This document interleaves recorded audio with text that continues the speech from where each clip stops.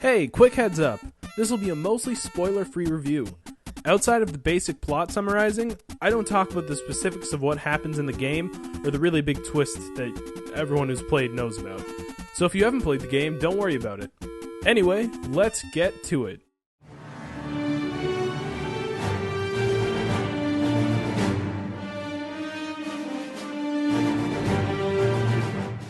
And so, with the end of Star Wars month, we finally reach what many would consider to be the pinnacle of all Star Wars games, Star Wars Knights of the Old Republic.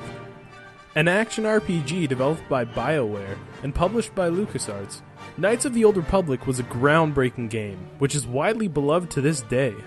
Boasting a deep story that takes place 4,000 years before the events of the films, Knights of the Old Republic explored a new part of the lore behind Star Wars in a way that couldn't quite be conveyed in film. This was an ambitious move, to be sure. An entirely new Star Wars story with literally none of the characters fans know and love? It was quite a gambit. But that didn't stop the devs. They dove headfirst into uncharted territory, determined to prove that the galaxy of old is just as complex and interesting as the one we all came to love.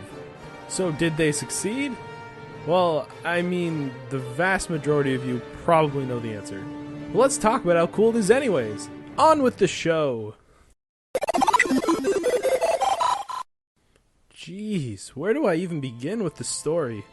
It's just a total masterpiece. I'm legitimately nervous about not being able to properly convey just how fantastic it is. As I said before, Knights takes place about 4,000 years before the Battle of Yavin, aka the battle where the first Death Star gets blown up. I never really understood why the Galactic Standard Calendar was based around this, but hey, it's fictional. In an era before the Rule of Two, the Sith are practically as numerous as the Jedi, and represent a major threat to the galaxy. Leading the Sith is Darth Revan, a hero turned Sith Lord, and his apprentice Darth Malak, who has a cool mouth thingy, because he doesn't have a jaw. The story begins with you, yes you, waking up on a starship during an enemy attack. With little knowledge of what's happening, you suit up and follow Officer Trask Ulgo in order to find and protect the very awesome Jedi, Bastila Shan. The plan doesn't quite work out, this and that happens, and you end up stuck on the planet Terrace with fellow officer Karth Onasi, a pretty nice guy with a pretty tough past. As you try to find Bastila, you add all kinds of varied and interesting characters to your party, ranging from the young Twi'lek Mission and her Wookiee pal Zalbar, to the proud Mandalorian Canderous Ordo. Each character has a past worth exploring, which is done throughout the game by talking to them when you're out and about. Anyways, after you find Bastila, the game really picks up. You travel to numerous planets, both recognizable and new, in an attempt to find pieces of the star map, a chart that shows the way to the mysterious Starforge, which is tied to the more mysterious fall of Revan and the rise of Malak. The characters you meet throughout your journey are absolutely fascinating. Pretty much every kind of character you could hope to meet is here, from the jaded gray Jedi Jolee, to the wavering Jedi Juhani, to everyone's favorite, and deservedly so, the assassin droid HK-47. You even get your own little utility droid, which is very reminiscent of R2-D2. Each character has their own unique quirks and characteristics, and while some are definitely better than others, each character clearly had a good amount of time and energy put into them, and it definitely shows. As you find pieces of the star map, you're presented with numerous smaller stories, with moral choices at almost every turn. Every decision you make throughout the game brings you a step closer to becoming either an honorable Jedi or a despicable Sith. The choices presented throughout the story are definitely one of the game's highlights, as each choice normally comes with its own set of consequences. You can choose to be diplomatic and try to resolve conflicts pacifistically, or you can slay everyone in your path and take what you want. It's up to you to decide who you are and how you want the story to go. You can either be a truly horrible person or a wonderful saint. Either way, you'll change the galaxy immensely, leading to an awesome final battle and a powerful ending. And for those lucky few who have never been spoiled on this game, block out the entire internet and play it right now. This game has what is, at least in my opinion, one of the most shocking plot developments of any video game. Experiencing it for the first time is truly jarring in the best way. but it doesn't feel cheap. I think most of the people who've played the game can relate to the feelings of shock and confusion that I felt when the thing happened.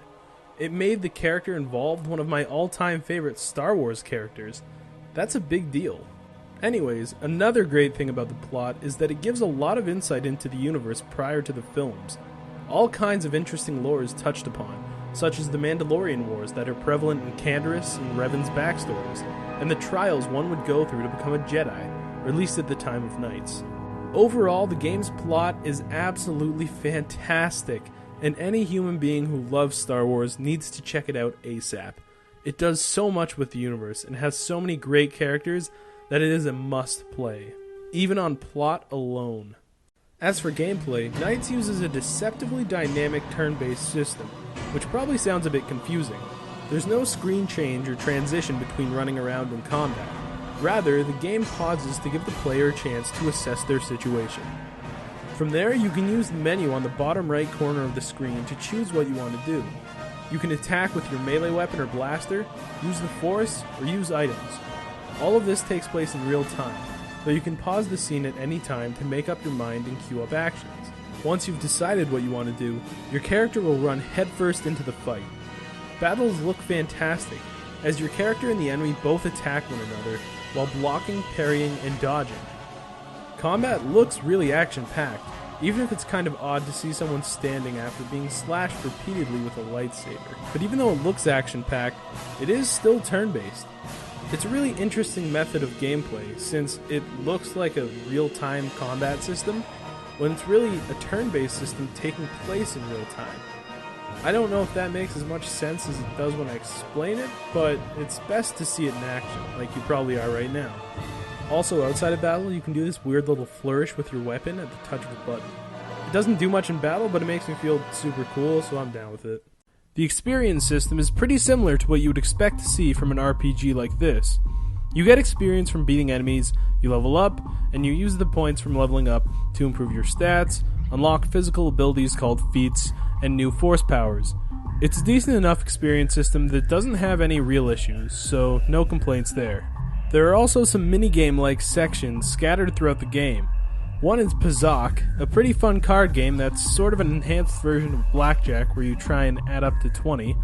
There's also Swoop Racing, a clunky but fun little racing minigame, and these slower shooter segments where you defend your ship from attacking vessels. These are all pretty fun distractions, even if they're a bit muddled and some of them control funny, but they help shake things up a bit, so whatever. Eventually you get to make your own lightsabers, which is really neat, since pretty much anything you could want to make is possible. I'm a fan of the double-sided blue lightsaber personally, but you could wield a purple lightsaber in one hand and a red one in the other if you wanted. Whatever lightsaber you want is yours, which is one of the biggest things you could ask for in a Star Wars game. The Force powers are all really fun to use as well, and they really complement the game's morality system. The meaner you are, the better you are at skills like Force Lightning and Force Scream, while the nice guys get more proficient at Force Healing and Force Stunning. This is a fantastic way of making you feel like you're playing as your chosen faction, as you thrive in the moral element of your choosing, both in gameplay and story. It's just really well done. The interface for commands definitely looks a bit old, but it serves its purpose without any difficulty, so hey, I can forgive it. Overall, the gameplay is really fun, and it looks pretty cool. It complements the story well, and despite the somewhat aged-looking interface, it all works well, so not a whole lot of complaints there. Knights of the Old Republic's visuals are probably its weakest point now, as they do tend to show their age.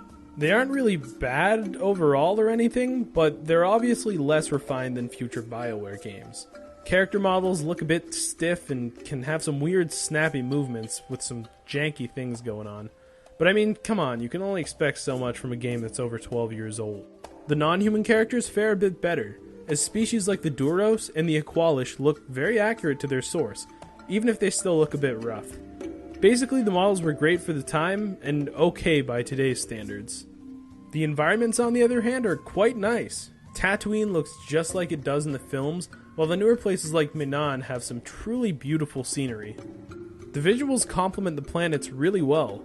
Tatooine's dunes are dry and almost lifeless, while Korriban has a weird and ominous feeling to it, fitting of a planet of the Sith. The aesthetics of the planets are all really fitting, which goes a long way in making you feel immersed in the game. Oh, and even though it's a pretty minor thing, lightsabers look really cool.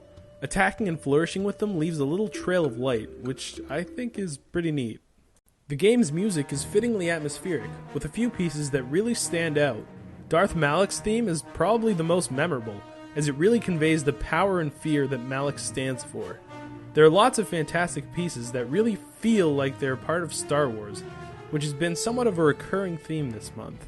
The game even starts with the main theme accompanying its opening crawl. You just don't get more magical than that. Anyways, the voice acting is fantastic as well. Each main character's voice is more than fitting for their character. Bastila sounds strong and somewhat stubborn, Karth sounds tired but kind, and Malak sounds determined and frankly terrifying. And I think almost everyone could agree that one of the best voices is HK-47's. Christopher Tabori is utterly fantastic at casually delivering sadistic and dry quips about murder and the like, which goes a long way in making HK-47 such a fan favorite. There are also the iconic sound effects that you can expect, such as blaster shots and lightsaber noises. You wouldn't think it goes that far or is that important, but it does go a long way in making you feel like you're truly part of the Star Wars universe. All in all, the game's sound is incredibly fitting, and sometimes very memorable, with the voice acting largely standing out the most. In conclusion, Knights of the Old Republic is quite possibly the best Star Wars game of all time. Obviously, this is all subjective, but to me, the world of the Old Republic is absolutely enthralling in every way. The characters, the worlds, the stories. Knights of the Old Republic is filled to the brim with Star Wars goodness, wrapped up nicely with some really great gameplay and sound.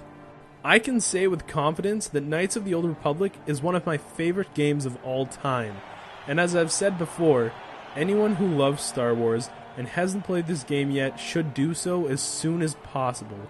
It's entirely worth it, as it's a more than worthy chapter of the Star Wars legacy. And with that, Star Wars month is over. We've played some pretty interesting games throughout the last few weeks, covering nearly every era leading up to The Force Awakens. We've talked about games from the prequels, the original trilogy, the time in between, and even the Old Republic. We've seen lots of things and had a pretty good time. But if Star Wars has shown us anything, it's that there's always more to see, to experience, and to learn. And to play, because, this entire month was all about the video games. The point is, the Star Wars experience never really ends. George Lucas gave us something truly special to enjoy, to dream about, and to take part in. Though the fans may be divided in some aspects, we're all drawn to the same universe. Whether you're a fan of the prequels, the original trilogy, or everything with Star Wars on it, it's really unimportant. At the end of the day, we're all a part of it. Because Star Wars unites people in remarkable ways. It's more than just a series of movies and stories. It's a huge part of our culture and even our world. It'll be around forever, providing us with an endless supply of new characters and worlds to explore. There is always more to come, as can be seen by the next 5 confirmed movies, the running TV series, and the countless books and games that are sure to be made. Star Wars truly is more than a movie franchise. Like the Force itself, it's at our very core. It's everywhere for everyone. And that is by far the most fantastic and awe-inspiring thing about Star Wars.